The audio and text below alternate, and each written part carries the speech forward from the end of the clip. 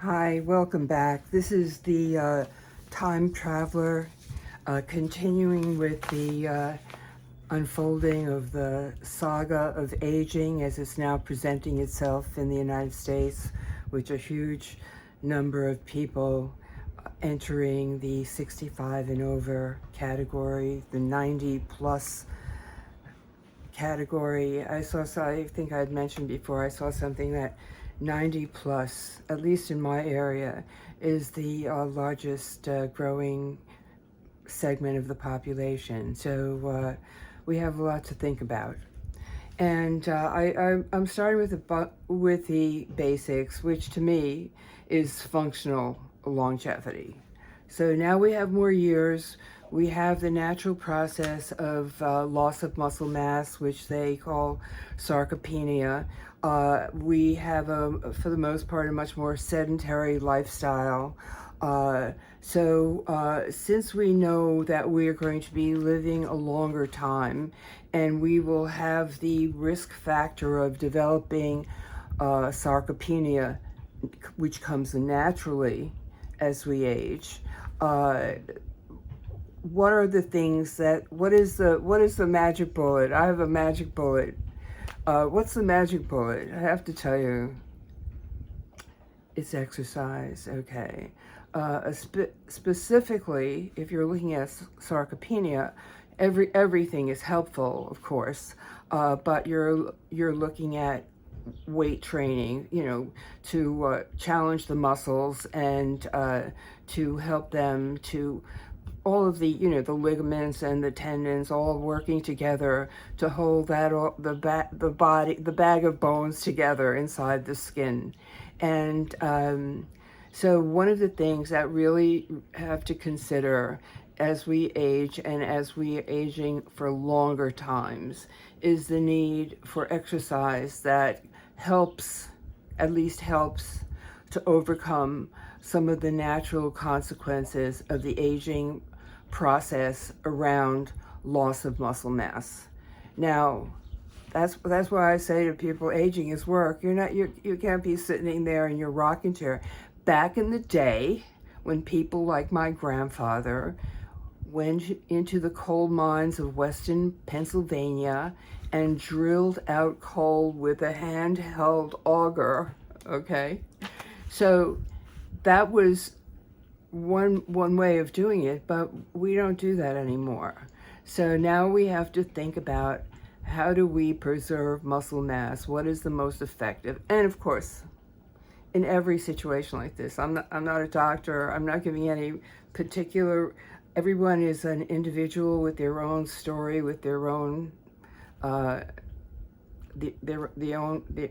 deck, the cards that they're playing. Everybody has their own cards, and we need to have qualified advisors around us to help us to optimize our outcomes as we play the hands that we're dealt. So obviously, when I talk about exercise, there's no one size fits all, but it is something to look into with qualified professionals who could work with you at your level to help you preserve, maintain, and possibly increase the muscle strength and muscle volume, shall we say? Okay.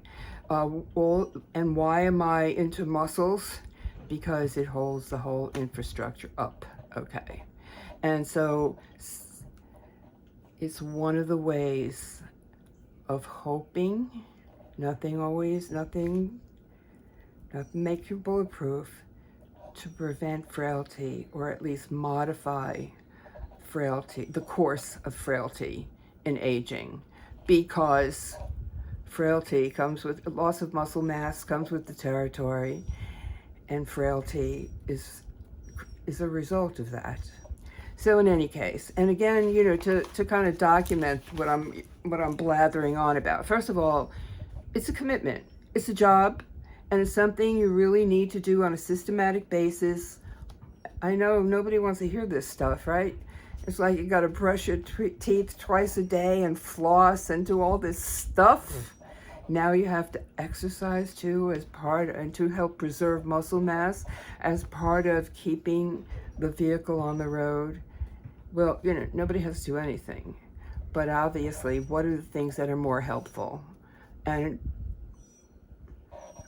do you want to make the commitment to do it? There's nothing, in other words, you do have a choice.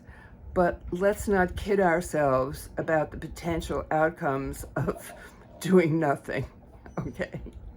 Because in the olden days, for the most part, people did not make it past more advanced ages. There was always some, but it was never the quantity that we're talking about now in one space of physical time, one slice of time. So in any case, I just got, what is this? This is a flyer for some kind of university health watch, like somebody's trying to be helpful to us to look at, and it seemed to be, well, there's a lot of things, but it was very interesting. I was looking at it and they were talking about all the things that could befall you, there's a headline like this: hot flashes could signal higher risk for heart attack or stroke. Okay, so then you're supposed to read the article and figure out what you should do on your own behalf. So they then are giving you, if you wish to buy their product, they will give you instructions about how to deal with that. Then, of course, again, this is like a catalog of all the things that could happen to you, okay? When leg pain is more than just a muscle ache. So, then you have to look into that, because that could happen to you too, no problem. So again, there's all of these things, all of the bullets that are flying in our direction, things that can, so again, I just was looking through it and saying to myself, oh my gosh, I don't know if I even want to know this. Let it be a surprise. But anyway, then they start getting like more more giving you more positive feedback. Here's one, like, can I prevent urinary incontinence? Okay, now everybody would want to do that, I think. Just to save the cost of the diapers would be good enough. And here it has one of the things, there are two things they talk about. Maybe there's more things, when you buy the guide or whatever they're selling.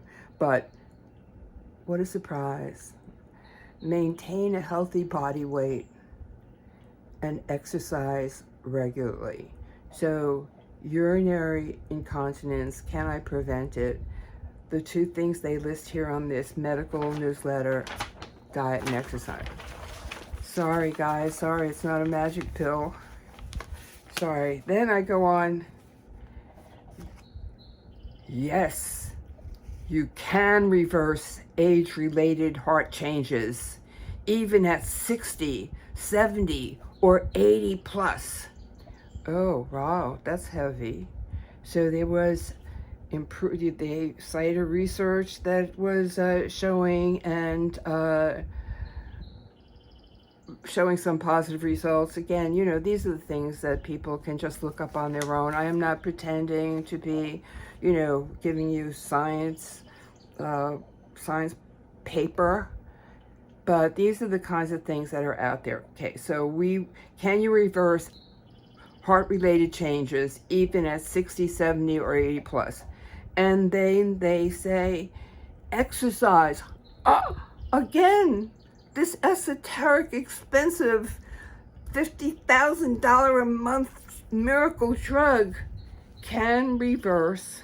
Exercise can improve heart function and reverse some of the changes that can lead to heart failure later in life. Okay? Again, I'm always saying in this, I'm not pretending to be a medical expert. I'm just looking at stuff that's out there for the general public about aging and, possible interventions.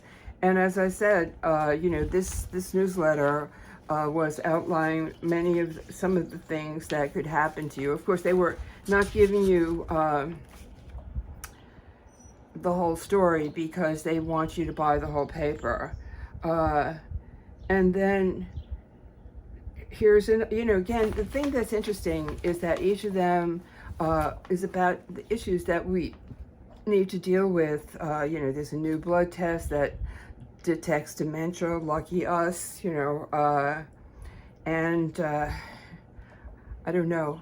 I have to look. I remember, I think he was a cell biologist, Bruce Lipton, who is sort of like one on the circuit now, talking about epigenetics and how we, how much of our thought affects our outcomes.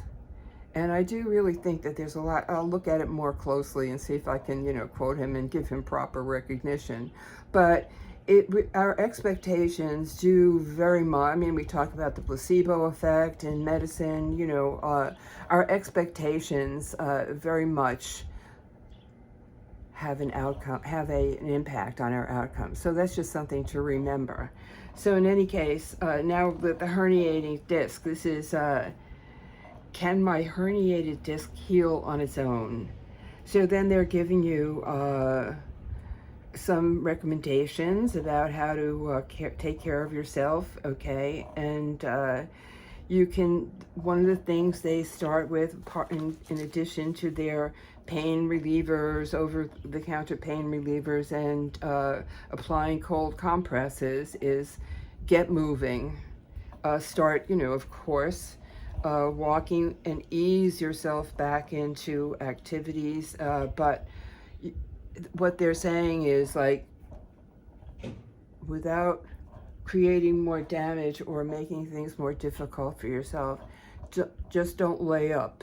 Start, and obviously doctors, physical therapists, there's plenty of people that are out there to help you with that. And so that, that is how they're looking at it, moving, and they're suggesting that you start moving, and then you're saying you can even try stretching or yoga. And so in other words, they're looking at strengthening all the muscles that are, if it's a herniated disc, around the back, as one of the things that could be helpful, but obviously with appropriate professional guidance, because we're not talking about creating more damage. It's enough. It's enough to deal with what's there. And again, there's just when I read these headlines, about, like, here's it: popular medication could increase risk of dementia by 30%. Okay, there's some kind of whatever urinary. Oh. This is something that's used to treat urinary incontinence, as well as so we just saw on the page before that one of the ways of improving urinary incontinence was exercise. And here they have a pill for it, but the pill might have the side effect of dementia. This is the minefield that we walk across as we move forward in time, as time travelers. The various bullets that may or not hit us from the various things that happen as time goes by. Here's another one. They're promising inside recent issues, best ways to prevent back pain. 6 simple exercises for building strength and flexibility. Okay. So what I'm demonstrating here, oh golly, is, in looking even at this handout, which is trying to sell a newsletter, they look at many of the things that can happen to us as we go forward. And exercise, as well as, diet, is mentioned in many critical areas: back pain, urinary incontinence, heart function. So it's really something to think about as we move forward in this exciting opportunity that we have as time travelers. Thanks a lot. Have a great day or evening or whatever.